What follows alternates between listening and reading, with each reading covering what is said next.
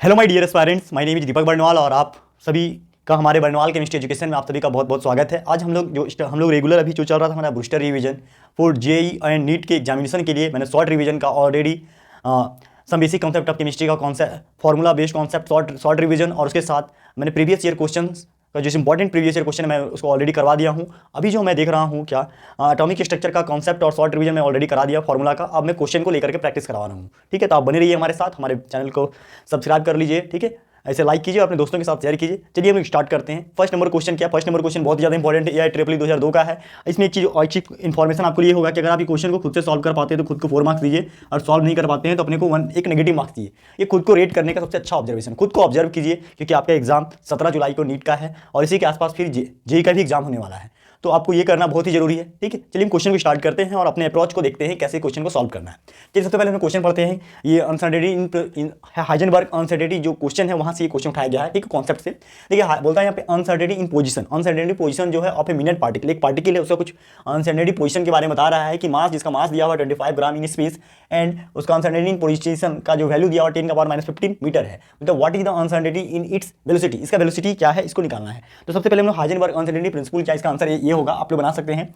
ठीक है, मैं चलिए इसको सॉल्यूशन करते हैं। सबसे पहले हाइजेनबर्ग अनसर्टेनिटी प्रिंसिपल का जो इक्वेशन होता है उसको हम देखते हैं। ये इक्वेशन को ऑलरेडी मैंने पढ़ा दिया है कि delta x into delta p greater than equal to होता है h/4 पाई।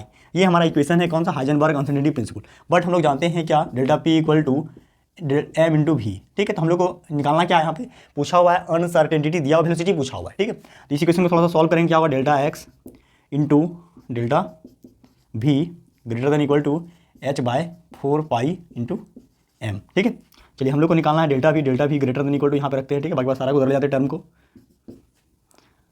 h/4 pi into M. चलिए एम इक्वल टू क्या दिया वैल्यू? एम इक्वल टू दिया हुआ यहाँ पे 25 ग्राम। 25 ग्राम को केजी में कन्वर्ट करना पड़ेगा क्योंकि सब यहाँ पे ऐसा यूनिट में है। ठीक है, इसको 1000 से डिवाइड कर देते हैं। ठीक है, ताकि ये केजी में कन्वर्ट हो जाए।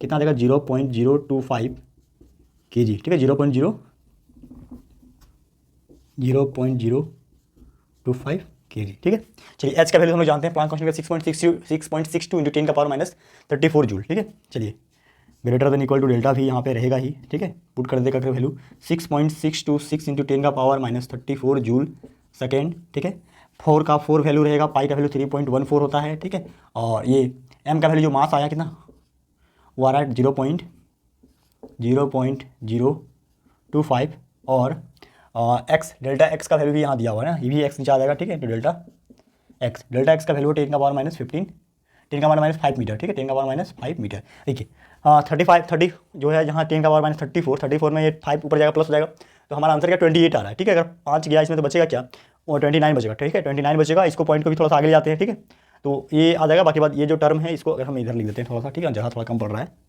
देखिए डेल्टा भी equal to greater than equal to, ठीक है, 6.62, ठीक है, इंटू 4 इंटू 3.14, ठीक है, इंटू यहाँ पे कर देते हैं 0.25। ठीक है, और पावर में ये 10⁻−5 से यहाँ 10⁻−6 हो जाएगा। ठीक है, -34 और ये चला जाएगा 10⁻+6। ठीक है, 6 में चला जाएगा, क्या बचा 28, और इतना को हम लोग मल्टीप्लाई डिवाइड करेंगे तो आ जाएगा 2.1। ठीक है, कर लीजिएगा। ठीक है, मैंने ऑलरेडी कर रखा है। ठीक है, 10⁻28।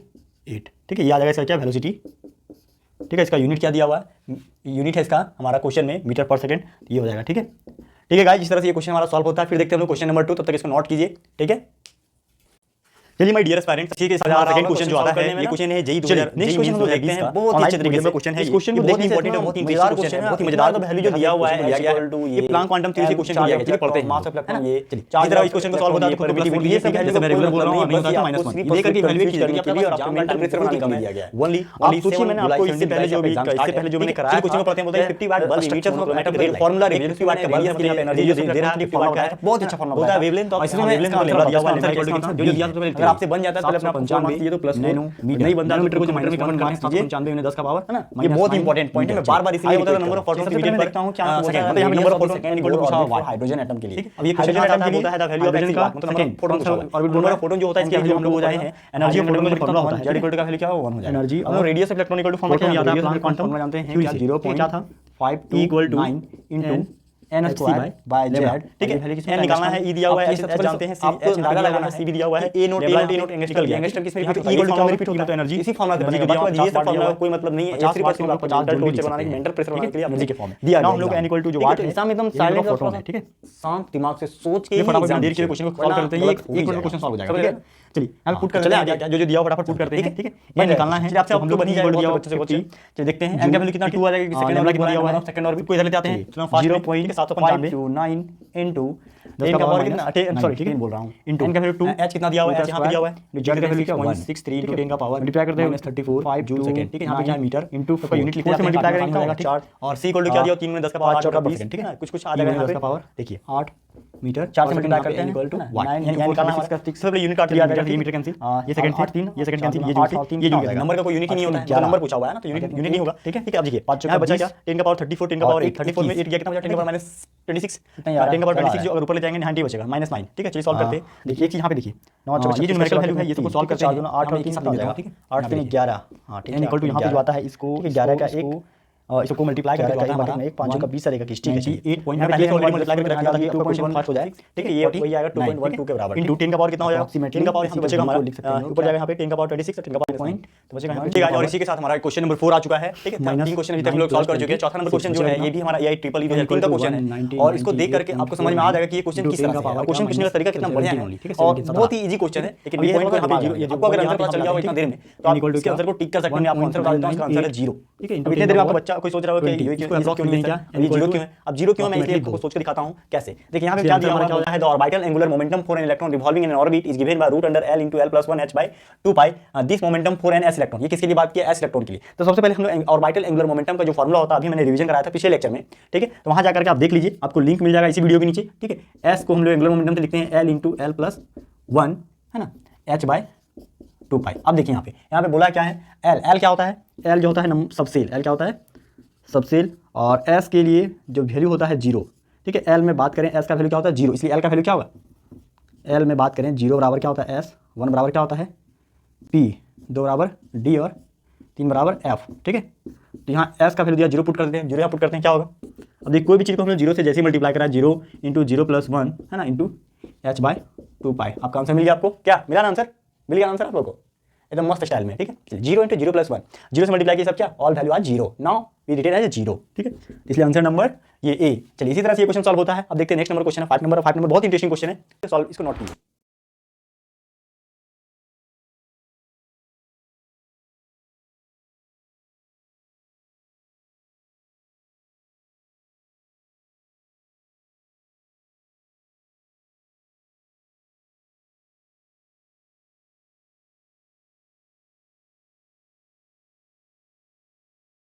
चलिए इसी तरह हमारा 5 नंबर क्वेश्चन आता है, ठीक है। 5 नंबर क्वेश्चन में हम लोग को कहता क्या है देखते हैं फटाफट हम लोग, ठीक है। 4 क्वेश्चन ऑलरेडी हम लोग कर चुके हैं, 5वां क्वेश्चन क्या है। और ये क्वेश्चन जो है हमारा, ये भी क्वेश्चन जो है हमारा जेई मेन 2017 का क्वेश्चन है ये, ठीक है।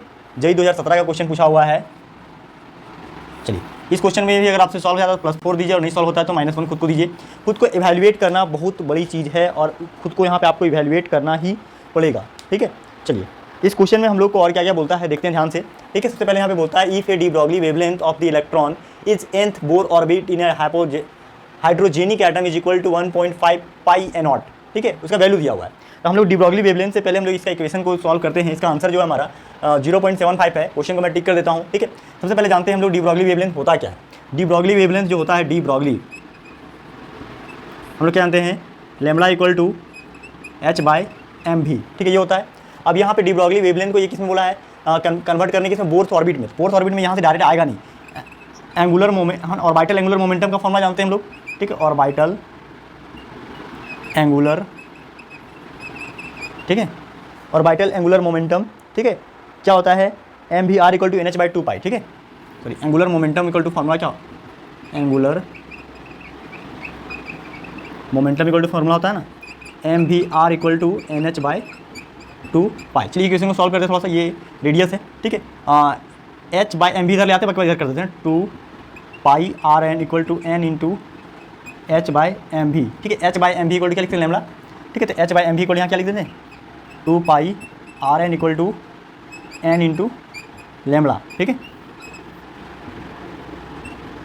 अब ध्यान से देखिए क्वेश्चन में क्या बोला है कि de Broglie wavelength equal to क्या, nth ऑर्बिट का जो वेवलेंथ है उसका लिए क्या दिया 1.5 पाई ए नॉट, मतलब यहाँ पे लैम्बडा का वैल्यू दिया हुआ है nth पे 1.5 है ना, ऊपर लिख देते हैं ठीक है। यहाँ पे दिया हुआ लैम्बडा इक्वल टू क्या 1.5 पाई ए नॉट, ठीक है। इसको पुट कर देते हैं यहाँ पे। चलिए यहाँ पे पुट करेंगे जो ही कुछ ऐसे बनेगा, ठीक है। ध्यान से देखिए क्वेश्चन को, समझने वाला क्वेश्चन है, ठीक है। ये क्वेश्चन आसान नहीं है, थोड़ा सा मूव किया हुआ है, ठीक है। देखिए एन का वैल्यू क्या पुट कर देंगे, एन का वैल्यू यहाँ से होगा ये nth ऑर्बिट के लिए ही दिया हुआ है, पाई एन के लिए दिया हुआ है, तो एन यहाँ पुट करने की जरूरत है नहीं, 1.5 पाई ए नॉट, ठीक है। यहाँ से ये क्वेश्चन आ जाता है, ठीक है। नाउ अब हम लोग जानते हैं we now radius equal to क्या होता है, we now radius r N equal to 0.529 into N square by Z. अब देखिए ये बोलता है क्या है, बोर्थ ऑर्बिट इक्वल टू क्या दिया हुआ है यहाँ पे, ए नॉट दिया हुआ क्वेश्चन में, बोर्थ ऑर्बिट इक्वल टू क्या ए नॉट, मतलब इसको रिप्लेस करना पड़ेगा ए नॉट से। यहाँ पे हम लोग लिख देते हैं आर एन इक्वल टू क्या A naught into N square by Z. अब इस इक्वेशन इसको मान लीजिए क्वेश्चन नंबर, ये क्वेश्चन नंबर 1 मानिए, इसको 2 मानिए, ठीक है।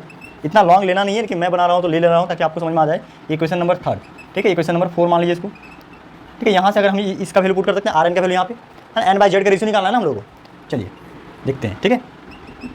2 पाई आर एन की जगह पे क्या A naught into N square by Z, ठीक है। 2 pi R N equal to N square by Z, ठीक है। चलिए इधर आया क्या 1.5 पाई ए नॉट से ए नॉट कैंसिल, पाई से पाई कैंसिल, ठीक है। 3 बचा क्या एन स्क्वायर जेड, ठीक है। एन स्क्वायर जेड बराबर 1.5 डिवाइड बाई 2। अब 1.5 को हम लोग 2 से डिवाइड करेंगे तो कितना बचेगा, 1.5 को हम लोग 2 से जब डिवाइड करेंगे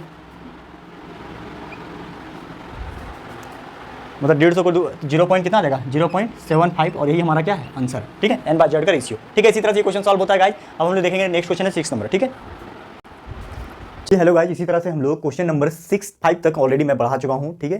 5 के क्वेश्चन को मैंने बहुत अच्छे तरीके से करा दिया हुआ आया है क्वेश्चन नंबर 6। अब क्वेश्चन नंबर 6 को हम ध्यान से पढ़ते हैं क्या बोलता है। ये जेईई 2020 का क्वेश्चन है और बहुत ईजी क्वेश्चन है, आप कर लेंगे, ठीक है। आप कर लीजिएगा तो खुद को +4 दीजिए और नहीं कर पाते तो खुद को -1 दीजिए। ये करना बहुत ही जरूरी है क्योंकि आपका अप्रोच बनाना पड़ेगा। अप्रोच जब तक नहीं बनेगा आपका एग्जाम में अच्छा नहीं हो सकता। देखिए बोलते था correct electronic configuration and spin only magnetic moment bore magnetron of gadolinium 3+। Gadolinium का एटॉमिक नंबर कितना दिया हुआ 64। चलिए हम लोग गैडोलिनियम का एटॉमिक नंबर देखते हैं, यहाँ पे 3+ दिया हुआ है, ठीक है। 64 यानी कि 64 में घट के हो जाएगा क्या 61, ठीक है। चलिए अब यहाँ पे ध्यान देने वाली मुख्य बात क्या है हम लोग को कि गैडोलिनियम जो है इलेक्ट्रॉनिक कॉन्फिगरेशन अगर ले हम लोग तो ये जेनॉन के बाद आ जाता है, ठीक है। जेनॉन के बाद हमारा ये आ जाएगा। तो जनरली हम लोग सबसे पहले यहाँ लिखेंगे बेसिक वाला, क्योंकि आप लोगों को समझाना है ना। 1s2 2s2 2p6 3s2 3p6, ठीक है। 4s2 3d10 4p6, ठीक है। 4p6 के बाद क्या आएगा यहाँ पे 5s2, ठीक है। फिर 4d10, ध्यान दीजिए यहाँ तक कितना हो गया 4d10 के बाद 5p6, ठीक है। देखिए यहाँ तक हो जाएगा हमारा 30 36 38 48 अच्छे 54, यहाँ तक 54 हो गया है, ठीक है। अब 54 के बाद जो हमारा आएगा, ठीक है, 54 के बाद जो हमारा आएगा वो जाएगा कितना 6s2, ठीक है, 6s2 और 4f14, देखिए यहाँ तक 54 हो गया। 54 2 56, ठीक है। 56 और 7 कितना हो जाएगा 56 और 7 हो जाएगा हमारा 56 और 8 हो जाएगा हमारा क्या 56 8 हो जाएगा 64। लेकिन हम लोगों को क्या करना 63, मतलब पहले यहाँ तक हम लोग लिखेंगे क्या, देखिए इसी को जब यहाँ तक लिख देंगे आपका आ जाएगा जेनॉन में जेनॉन 54 54, ठीक है। 3 इलेक्ट्रॉन खाली करना है 6s0 और 4f7, देखिए 7 ऑर्बिटल 1 2 3 1 2 3 4 5 6 और 1 7, ठीक है। 1 2 3 4 5 6 7, एन का वैल्यू कितना 7। अनपेयर्ड इलेक्ट्रॉन कितना हो, जितना अनपेयर्ड होता है वही एन का वैल्यू होता है। अब बोर मैग्नेट्रॉन इक्वल टू क्या होता है, मैग्नेटिक मोमेंट निकालने के लिए फॉर्मूला होता है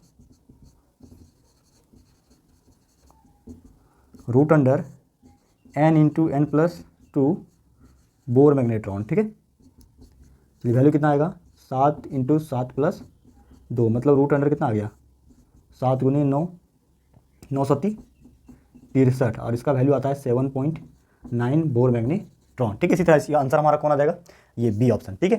चलिए ये क्वेश्चन सॉल्व होता है, ठीक है। इसी तरह हम लोग फिर नेक्स्ट क्वेश्चन चलते हैं। चलिए इसी तरह हमारा आता है next question number 7। Question number 7 में एक्चुअली में बोलता है क्या है, क्वेश्चन नंबर 7 जो है हमारा AIT ट्रिपल 2002 का क्वेश्चन है। इस क्वेश्चन को अगर हम ध्यान से पढ़ते हैं, बोलता है in hydrogen atom if energy of an electron in ground state, इसका यदि एनर्जी इसका क्या हो ग्राउंड स्टेट में हो तो -13.6 इलेक्ट्रॉन वोल्ट होता है। ठीक है, बोलता सेकंड एक्साइटेड स्टेट में क्या होगा। देखिए अगर कोई भी एटम ग्राउंड स्टेट में है, मतलब नंबर ऑफ सेल कितना होगा ग्राउंड स्टेट में, तो n equal to ground state, उसी को ग्राउंड स्टेट बोलते हैं।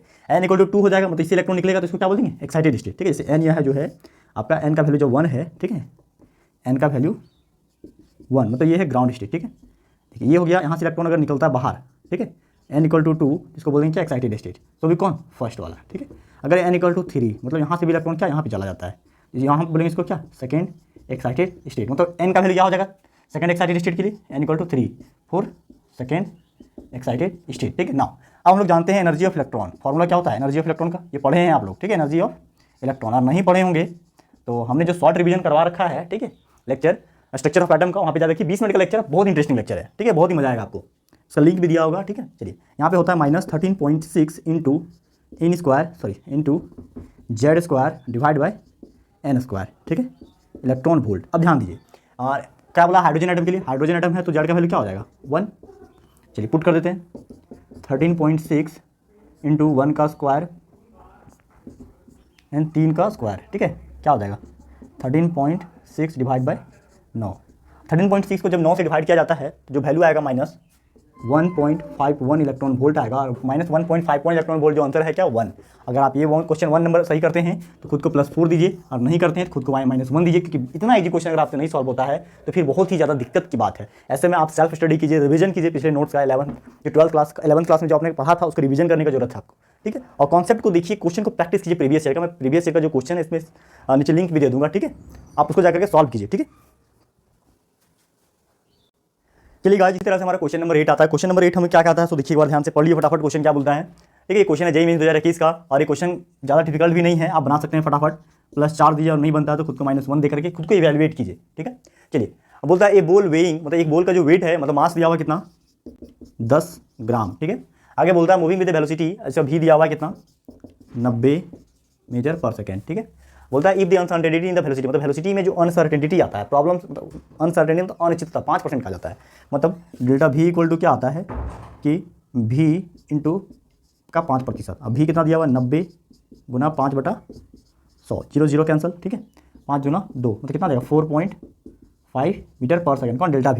नेक्स्ट बोलता है क्या then the uncertainty in the position, मतलब डेल्टा x निकालना है। मतलब ये क्वेश्चन किसे दिया हुआ हाइजेनबर्ग अनसर्टेनिटी प्रिंसिपल। ठीक है, हाइजेनबर्ग्स अनसर्टेनिटी प्रिंसिपल। ठीक है, वहाँ से क्वेश्चन दिया हुआ है, फटाफट मैं कर देता हूँ। ठीक है, और आपको अगर ये हाइजेनबर्ग अनसर्टेनिटी प्रिंसिपल क्या है तो रिवीजन लेक्चर में जाकर के देखिए, मैं बार बार रिपीट कर रहा हूँ, रिवीजन लेक्चर में जाकर देखिए, इसमें लिंक हम ऐड कर दिए। ठीक है, चलिए क्वेश्चन क्या होता है delta x into delta V greater than equal to h/4π। ठीक है, चलिए इसको सॉल्व करते हैं।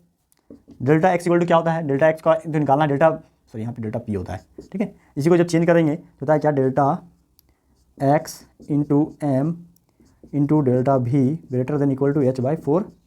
हमको x निकालना है तो डेल्टा x को इधर रखते हैं, बाकी बात सबको उधर ले जाएंगे। ठीक, ग्रेटर देन इक्वल टू क्या h/4π, और ये सब मल्टीप्लाई में सब डिवाइड में आ जाएगा m इंटू डेल्टा V। चलिए मास दिया है, हम पे ग्राम में केजी में कन्वर्ट करेंगे तो क्या होगा 1000 से भागा देंगे, 10 भागा 1000, 0 0 कैंसिल, 10 का पावर क्या -2 kg। ठीक है, पुट कर दे फटाफट। चलिए डेल्टा x इक्वल टू क्या होगा ग्रेटर देन इक्वल टू, चलिए एक लाइन नीचे ही लिखिए, जगह कम पड़ जाएगा वरना ना। Delta x equal to greater than equal to क्या, चलिए h का वैल्यू क्या होता है, h का वैल्यू 6.63 इंटू 10 का पावर कितना -34 जूल सेकंड। ठीक है, नेक्स्ट h/4π, 4 का वैल्यू क्या 4 का रहेगा 4, पाई का वैल्यू 3.14 इंटू m का वैल्यू क्या मास 10 का पावर -2। ठीक है, इंटू डेल्टा V का वैल्यू कितना आया 4.5। ठीक है, अब एक चीज़ हमको बताते हैं आपको क्या पॉइंट, ये पहले इसको सॉल्व करते हैं। ठीक है, देखिए delta x equal to greater than equal to आता है 6.63। ठीक है, डिवाइड बाई 4 इंटू 3.14 इंटू 4.5। ठीक है, ये दोनों को सॉल्व करेंगे, ऊपर जाएगा कितना 10 का पावर -32। ठीक है, ध्यान दीजिए, यहाँ पे क्या आएगा डेल्टा x इक्वल टू आ जाएगा, इतना को सब सॉल्व करेंगे तो आता है हमारा 0 पॉइंट, क्योंकि हम देख के लिख देते हैं। ठीक है, ऑलरेडी मैंने करके रखा है इसको 0.0171। ठीक है, इंटू 10 का पावर कितना -32। चलिए इसको हम लोग पॉइंट को अगर यहाँ पे ले आते हैं, पॉइंट को यहाँ पे ले आएंगे, कुछ ऐसे लिख सकते हैं इसको, delta x greater than equal to 1.71, ठीक है, गुने 10 का पावर क्या -33। अब ये जो ऐसे होगा 11, ठीक है, 0.117, ठीक है, देखिए 17। अब देखिए x का जो वैल्यू आएगा, ठीक है, अप्रॉक्सीमेटली 1.17 जो है ये अप्रॉक्सीमेटली हो जाएगा 1 के बराबर, ठीक है, क्योंकि यहाँ पे 10 का पावर 33 दिया हुआ है ना, x का वैल्यू हम लोग को पूछा हुआ था, यहाँ पे जो खाली स्थान वहाँ पे क्या बचेगा x = 1, ठीक है, इसको पुट कर दिए, ये हमारा आंसर हो जाएगा, ठीक है। नाउ चलिए फिर नेक्स्ट क्वेश्चन देखते हैं, 8 नंबर क्वेश्चन, ठीक है, इसमें कन्फ्यूजन तो किसी तरह का रहा नहीं होगा हमारा, ठीक है, ये जो मल्टीप्लीकेशन है इसको हम लोग थोड़ा सा फास्टली करना पड़ता है, ठीक है। चलिए फटाफट नोट कीजिए इसको। चलिए गाइस इसी के साथ हमारा 9 नंबर क्वेश्चन आ जाता है। अभी 8 क्वेश्चन तक हम लोग बना लिए, ठीक है। 9 नंबर जो क्वेश्चन है ये हम लोग को बोलता है क्या, बोलता है if the shortest wavelength in Lyman series. ये भी क्वेश्चन जो है जेईई मेंस का है ये क्वेश्चन, ठीक है, जेईई मेंस 2016 का क्वेश्चन है ये, ठीक है। चलिए बोलता है यहाँ पे क्या कि if the shortest wavelength of Lyman series का क्या दिया, शॉर्टेस्ट वेवलेंथ, ठीक है, बोलता है is a then the longest wavelength in Paschen series. तो पास्टन सीरीज का लॉन्गेस्ट वेवलेंथ होगा क्या।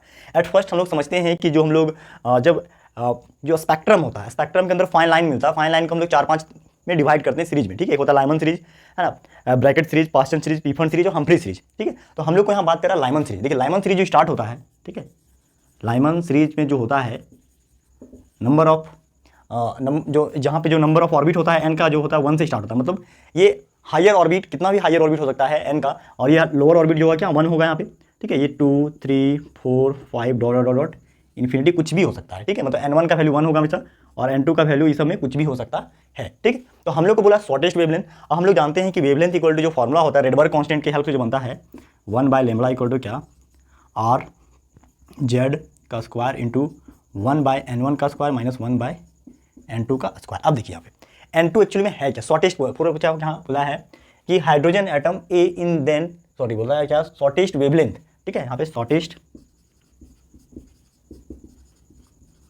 वेवलेंथ पूछा हुआ है। शॉर्टेस्ट वेवलेंथ मतलब ये इन्फिनिटी कहीं से भी आ सकता है, ठीक है। n2 का जो वैल्यू है हम लोग क्या लेंगे यहाँ पे n2 का वैल्यू इन्फिनिटी कहीं से भी आ सकता है। तो शॉर्टेस्ट वेवलेंथ के लिए बात करेंगे जो फॉर हाइड्रोजन एटम के लिए, ठीक है, फॉर हाइड्रोजन एटम के लिए क्वेश्चन में क्या बोलता है कि if the shortest wavelength of Lyman series, है ना, of the hydrogen atom is a, मतलब शॉर्टेस्ट वेवलेंथ का वैल्यू क्या दिया, मतलब 1/λ इक्वल टू यहाँ पे बोल दिया है क्या जो 1/λ है इक्वल टू ए होगा, ये हमारा शॉर्टेस्ट वेवलेंथ है। चलिए यहाँ पे पुट करते हैं 1/λ इक्वल टू आर, ठीक है।